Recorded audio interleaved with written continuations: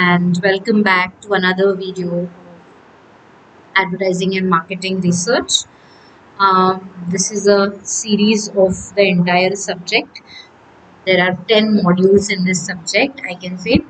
It is the most theoretical subject for your TYBMM and advertising students. I hope you have been watching my previous lectures on the same subject. I have covered all the topics precisely, and in today's lecture we will be talking about module number 4.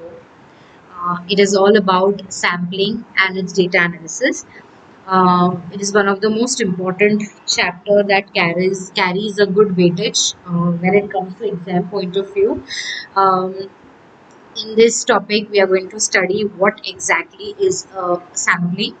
When we talk about data collection, हमने last video में data collection की बात की थी, जहाँ पे हमने sample कैसे कलेक्ट करते हैं उसके बारे में बात किया था. Sampling is a very important method for data analysis. तो ये सैम्पल जो है क्या बेसिस पे हम कलेक्ट करते हैं, क्या डिफरेंट क्राइटेरियाज होते हैं सैम्पलिंग के, वो आज हम इस वीडियो में precisely study करेंगे. ठीक है. Sampling and its significance in data analysis. Let's quickly begin. In the realm of data analysis, the concept of sampling and sample plays a pivot role. Sampling is the process of selecting a subset of population to study. Population का एक छोटा part, उसे हम क्या कहते हैं? Sample. ठीक है. जो population अगर 1000 लोग हैं, तो 1000 के 1000 से आप डेटा कलेक्ट नहीं कर सकते हो. It is practically impossible.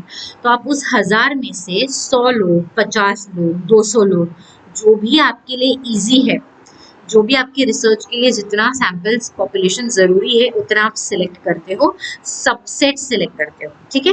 Rather than examining the entire population, पूरे पॉपुलेशन को ना कंसिडर करके छोटा सा पार्ट उसका जब आप यूज करते हो for your research, it's called as a sample. Okay, so sample is the smaller part of the population. Alright, this technique allows researcher and analysts to gather valuable insights while optimizing time and resources. The meaning of sample in this context refers to a subset of population that is chosen for observation and analysis. एक पूरा population हम नहीं ले सकते, तो हम सिर्फ उसका एक सबसेट लेते हैं जो हम सैम्पल के तौर पे रिसर्च में यूज करते हैं. आर्ट ऑफ सैम्पलिंग, क्या क्या मेथडोलॉजीज है, पॉपुलेशन को डिफाइन किया है, sampling method and sample size. Defining the population. Who is a population? The first step in sampling is to clearly define the population of the interest. आप किसके साथ क्या पॉपुलेशन यूज करना चाहते हो फॉर योर रिसर्च. क्या आपका research women पे ज्यादा फोकस करता है, तो आपका पॉपुलेशन क्या होगा? विमेन. अगर आपका रिसर्च मेन को ज्यादा फोकस करता है, तो आपका पॉपुलेशन क्या होगा? Main. Okay, if your research considers more of youngsters, then your population will be all the youngsters. So basically you have to prefer and define clearly कि आपका population क्या है. Excuse me. This encompasses identifying the target group, characteristics and boundaries that define it. आप population final करने के बाद define करते हो कि आप किस किस को बात करने वाले हो, कौन सी लोगों से बात करने वाले हो, क्या एग्जैक्टली आपका पॉपुलेशन होने वाला है. ठीक है, for your research. Next is selecting the sampling method. तो आप उसके बाद मेथड्स को यूज करते हो. तो बहुत सारे मेथड्स हैं जो आज हम आगे इस वीडियो में पढ़ने वाले हैं. बेसिक 2 मेथड्स है सैम्पलिंग के, probability sampling and non probability sampling. Okay, तो ये 2 सैम्पलिंग के बेसिक मेथड्स हैं जो अक्सर यूज किए जाते हैं के तौर पे. ठीक है, जो रिसर्चर्स अपने हिसाब से, अपने रिसर्च के हिसाब से, नेचर ऑफ रिसर्च के हिसाब से यूज करते हैं. Alright, to draw few conclusions. तो प्रोबेबिलिटी एंड नॉन प्रोबेबिलिटी, ये दोनों वैलिड सैम्पलिंग मेथड्स हैं जो आज हम स्टडी करने वाले हैं. Alright, then determine the sample size. अच्छा, पॉपुलेशन के बाद आप सैम्पल साइज डिफाइन करते हो और फिर सैम्पलिंग मेथड को फाइनलाइज करते हो. First step is population definition, second क्या है? determining the sample size, and third is selecting the sampling method. Alright, so sample size क्या होता है? आपका जितना बड़ा पॉपुलेशन है, आप उतने सारे लोगों को तो आप नहीं भूल सकते हो. ठीक है, अगर आपका पॉपुलेशन टारगेट ऑडियंस है women, there are so many women. Okay, even if you are considering your city for that matter, उस शहर में काफी औरतें रहेंगी इन लैक्स. राइट, तो इतने लोग, इतनी औरतों से तो आप बात करना प्रैक्टिकली इम्पॉसिबल है. तो ऐसे टाइम पे आप सैंपल सिलेक्ट करते हो. बट आपके रिसर्च के लिए कितना सैंपल साइज जरूरी है? वो आपको फाइनल करना है। तो सैंपल का भी साइज होना चाहिए। अब 1000 में से जिसको चाहिए वो 500 का भी ले सकता है, 200 का भी ले सकता है, 100 का भी ले सकता है, 50 का भी ले सकता है, डिपेंड्स, ऑलराइट, और depends on the researcher and the type of research. So determine the sample size. The size of the sample is crucial as it directly impacts the reliability and accuracy of the data. आपका जो data collect किया है उसकी accuracy पे इसका बहुत बड़ा impact पड़ने वाला है। Factors such as population, desired level of precision, available resources must be considered when determining the appropriate sample. तो जो भी सैंपल साइज आप डिसाइड करो उसके आपको डिसाइड करना है क्या बेस पे, आपके ऑब्जेक्टिव के बेस पे, आपके अवेलेबल रिसोर्सेज के बेस पे, ठीक है। तो first step is defining the population, second step is determining the sample size and third step is selecting the sampling method, alright. एक एक करके दोनों मेथड्स को स्टडी करेंगे in depth, in detail, alright. It's a very simple topic, don't worry. Probability sampling and non probability sampling, okay. So probability sampling ये एक ऐसा method है जो आपको हेल्प करता है स्ट्रक्चर्ड वे में डेटा कलेक्ट करने के लिए, स्ट्रक्चर्ड वे में सैंपल्स को चूज करने के लिए, ठीक है। यहाँ पे इसके 4 टाइप्स है, simple random sampling, systematic sampling, stratified sampling और क्लस्टर सैम्पलिंग। ये इसके 4 बेसिक टाइप्स हैं, ठीक है। एक एक करके इसको स्टडी करेंगे। Simple random sampling. In this method, each member of the population has an equal chance of being selected. बहुत ही रैंडम मेथड से सैंपल को सिलेक्ट किया जाता है, ठीक है। Simple random sampling, as the name suggest, the population is very randomly chose, ठीक है। In this method each member of the population, इसीलिए रैंडमली चूज करने की वजह से इक्वल चांस है भाई, मतलब अगर आप 50 लोग ले रहे हो तो 50 में से सबका इक्वल चांस है सिलेक्ट होने का, क्योंकि आप किसी को भी सिलेक्ट करने वाले, ठीक है। तो simple random sampling, this approach ensures that the sample is representative of the population and minimises the bias. तो आप ऐसे क्या कर सकते हो कि अगर आपका 50 का पॉपुलेशन है तो आप 50 में से जिसको चाहिए आप रैंडमली सिलेक्ट कर सकते हो आपके पॉपुलेशन के तौर पे, ठीक है। Anybody who is convenient to you. यहाँ पे एक डायग्राम है छोटा सा, तो इस पे हम स्टडी कर सकते हैं easily. It's a very nice diagram that I had found on Google. Thanks to Scriber for this notes and for this diagram that I can use for my students. Alright, so ये diagram में देखो simple random sample क्या बताया। ये आपका sample size है, this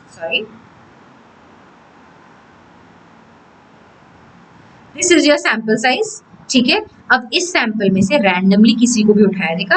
अब ये पूरा सैंपल है, ठीक है। जैसे कि 1 2 3 4 5 6 7 8 9 10 11 12 13 14 15 लोग हैं इसमें, ठीक है। 15 में से एनी 5 आर बीइंग पिक्ड। इसको उठा लिया, टिक किया है तो इसको लिया, इसको लिया, इसको, एनीबडी। 15 की सैंपल में you are selecting anybody randomly, इसीलिए इसे क्या कहते हैं, सिंपल रैंडम सैम्पलिंग। नेक्स्ट में क्या है, सिस्टमैटिक रैंडम। अब सिस्टमैटिक सैम्पलिंग में क्या होता है कि जैसे हमने रैंडम में रैंडमली सैंपल्स को उठाया, रैंडमली लोगों को उठाया, यहाँ पे हम सिस्टमैटिकली इसको करेंगे। जैसे कि अब यहाँ पे 15 लोग हैं, ठीक है। इन 15 लोगों में आप एक सिस्टमैटिक मेथड से यूज करोगे सैंपल सिलेक्ट करना। अभी 15 लोग को एक लाइन में अपने जैसे फॉर एग्जांपल खड़ा किया है, व्हाट इज हैपनिंग, या if you are making them stand in one line, what you are doing is maybe you are taking every alternate person in the line, okay. मतलब आपने systematically randomly नहीं choose किया। कैसे choose किया, systematically आपने sample को choose किया। तो आप क्या कर रहे हो, systematically every alternate person you are taking. तो मतलब लेट्स से फॉर एग्जांपल आपने इसको सिलेक्ट किया, फिर आपने फर्स्ट हो गया, फिर आपने थर्ड को सिलेक्ट किया, फिर आपने फिफ्थ को सिलेक्ट किया। ऐसे करके आप रैंडमली नहीं निकाल रहे हो, सिस्टमैटिक वे में आप क्या कर रहे हो, सैंपल को सिलेक्ट कर रहे हो, ठीक है। इसे कहते हैं सिस्टमैटिक। अब इस डायग्राम में अगर आप ध्यान से देखोगे तो यहाँ पे यहाँ पे इसको छोड़ दिया है, इसको लिया है, फिर बीच में 2 लोग को छोड़ दिया है, इसको लिया है, फिर वापस 2 लोग को छोड़ दिया, इसको लिया है, फिर वापस 2 लोग को छोड़ा है, इसको लिया है, वापस 2 लोग को छोड़ा, इसको। तो सिस्टमैटिकली क्या किया है यहाँ पर, सैंपल सिलेक्ट किया, ठीक है। अब आप इसको सेकंड 2 का टेबल यूज कर सकते हो, 5 का टेबल। अब जैसे अगर 100 लोग हैं आपके सैंपल में, तो out of 100 you can take every 5th person in the line, मतलब 5, 10, 15, 20, 25, 30, 35, 40, 45, 50, 55, 60, 65, 70, 75, 80, 85, 90, 95, 100, ऐसे इतने लोगों को आप सिलेक्ट कर सकते हो। अगर आपको इतने लोग नहीं चाहिए तो आप क्या कर सकते हो, every 10th person in the line, 10, 20, 30, 40, 50, 60, 70, 80, 90, 100, 10 लोग हो गए आपके पास। Out of 100 you choose 10, but you choose them systematically, and that is why systematic sample. Got it? Then there is stratified sampling. Stratified sampling में क्या होता है, स्ट्रैटा बनाए जाते हैं। स्ट्रैटा का मतलब होता है ग्रुप्स बनाए जाते हैं, ठीक है। डेफिनेशन देखेंगे इसका। Stratified sampling divides the population into distinct non overlapping sub groups based on relevant characteristics. अपने अपने कैरेक्टरिस्टिक्स के बेस पे ग्रुप्स बनाए जाते हैं। Samples are then drawn from each stratum ensuring that the sample is representative of the population diversity. तो sample group से निकाला जाता है। एवरी स्ट्रैटास बनाए जाते हैं depending on the characteristic, different stratas are made. Stratas का मतलब होता है ग्रुप्स बनाए जाते हैं, और उस ग्रुप में से हर एक बंदे को उठाया जाता है जो पूरे उस ग्रुप को रिप्रेजेंट करता है, ठीक है। स्ट्रैटिफाइड सैम्पलिंग, स्ट्रैटा मतलब ग्रुप्स, तो यहाँ पे आपको स्ट्रैटा का मतलब याद रखना है ग्रुप्स, ठीक है। तो ग्रुप्स बनाए जाते हैं, सिमिलर कैरेक्टरिस्टिक के लोगों के ग्रुप्स बनाए जाते हैं, और उसमें से एक बंदा उठाया जाता है, एक पार्टिसिपेंट उठाया जाता है जो उस पूरे स्ट्रैटा को क्या कर रहा है, रिप्रेजेंट कर रहा है। I hope you are not getting confused. Simple random sampling, randomly select होता है, ओके। सिस्टमैटिक सैम्पलिंग में सिस्टमैटिकली पॉपुलेशन को सैंपल को चूज किया जाता है, 5th का टेबल, 10 का टेबल, ऐसा एग्जाम्पल से याद रखो। एंड स्ट्रैटिफाइड में क्या किया जाता है, ग्रुप्स बनाए जाते हैं, स्ट्रैटास ग्रुप बनाए जाते हैं, जिसमें से हर ग्रुप में से सिर्फ एक बंदे को, डिपेंड करता है, अगर बड़ा ग्रुप है तो 2 बंदे, एक छोटा ग्रुप है तो 1 बंदा, ऐसे करके चूज किया जाता है। Next is the cluster sampling.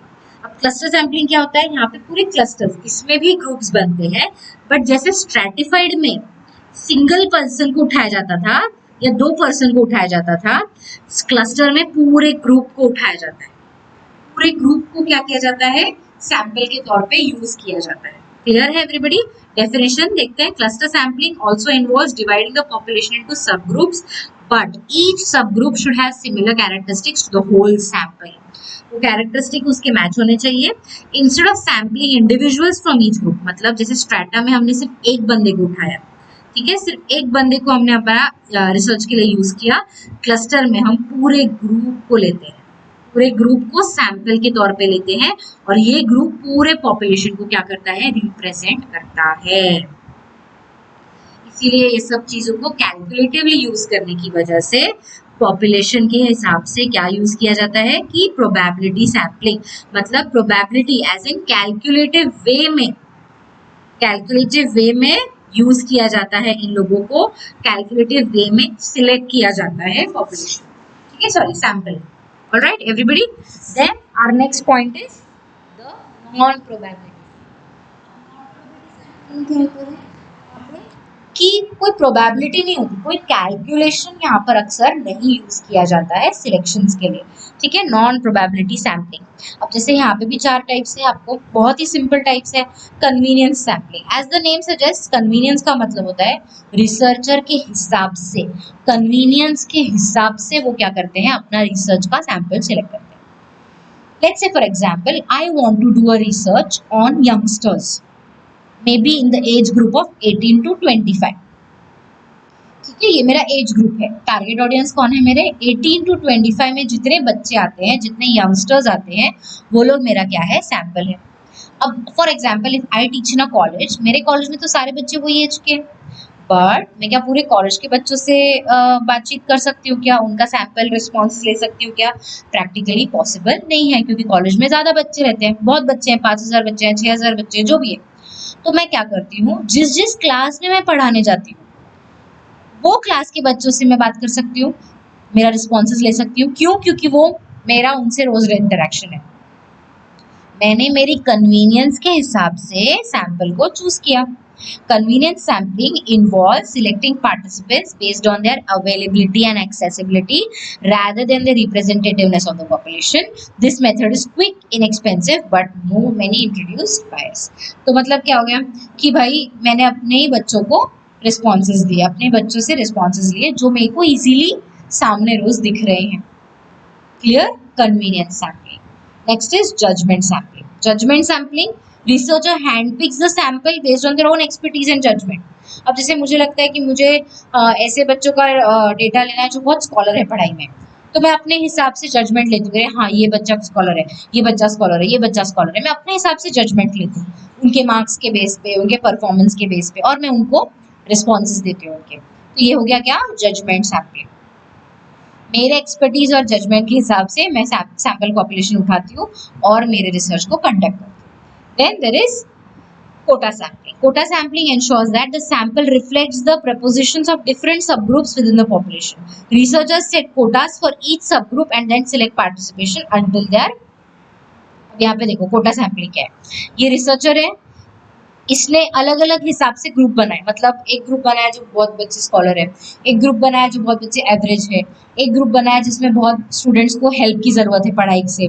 ठीक है, ऐसे 3-4 ग्रुप्स अलग अलग बनाए और उसमें से उन्होंने क्या किया, अपने हिसाब से एक एक सैंपल यूज किया. तो ये ग्रुप्स को यहाँ पे क्या बताया? कोटा बताया. क्या बताया है? कोटा. अभी कि भाई ये कोटा है स्कॉलर बच्चों का, ये कोटा है थोड़े एवरेज बच्चों का, ये कोटा है ऐसे बच्चों का जहाँ पे उनको हेल्प चाहिए, पढ़ाई में हेल्प चाहिए. तो ऐसे करके हमने डिफरेंट कोटास बनाए एंड फिर उन बच्चों में से हर कोटा में से 2-2 एक बच्चे उठा के हमारा रिसर्च कंडक्ट किया. ठीक है. Topic is snowball sampling. It's a very simple method where snowball sampling is a technique where existing study participants recruit future participants from among their acquaintances. This method is useful for reaching hard to access or hidden population. जैसे कि for example, if I know somebody who is going to help me to get in touch with many people of the same characteristics. Okay, जैसे I choose 2 people. Let's say for example I choose 2 people. Okay, this is 1 and this is 2. Okay, ये 2 लोग मुझे connect करके देंगे बाकी बहुत सारे लोगों के साथ जिनके सिमिलर कैरेक्टरिस्टिक्स है. ओके, मैंने सिर्फ ये 2 लोगों को सिलेक्ट किया. ये 2 लोग अभी क्या करेंगे? This one will bring more 3, this one will bring more 3, this 3 will bring more 4. Okay, everybody will bring more 4. ऐसे करते करते मेरा सैंपल साइज जो है वो बड़ा होता जाता है. लेट्स से फॉर एग्जांपल मुझे एक विलेज में कोई रिसर्च करना है. अब वो विलेज मेरे लिए एक्सेसिबल नहीं है या मैं उधर किसी को जानती नहीं, बट मुझे एक ऐसा बंदा पता है जो वो विलेज के लोगों को जानता है, जो मेरी हेल्प कर सकता है. तो मैं उस ऐसे पार्टिसिपेंट को लूंगी जो मुझे हेल्प कर सकता है पूरे विलेज से कनेक्ट करने के लिए. That is called as snowball sampling. So the researcher only selects 1 or 2 participants and those 1 or 2 participants help the researcher select many more participants of the same characteristic. Simple. Okay, I hope you have understood this lecture. I hope you have understood the topic very thoroughly. Please make sure that you go through the topics one by one. अक्सर ये questions 100% exam में आते ही हैं. Okay, it's a very important topic. I know it is a bit confusing at times, but probability के 4, non probability के 4 ही samples आपको study करने हैं for the exam point of view. अच्छे से इसको read करना, example के साथ note down करना ताकि कोई भी problem ना आए. Okay, if you have any doubts, please drop them in the comment. You can mail me, Instagram me on Media Pathshala. I am available for your doubts. Thank you so much, students. See you in the next video.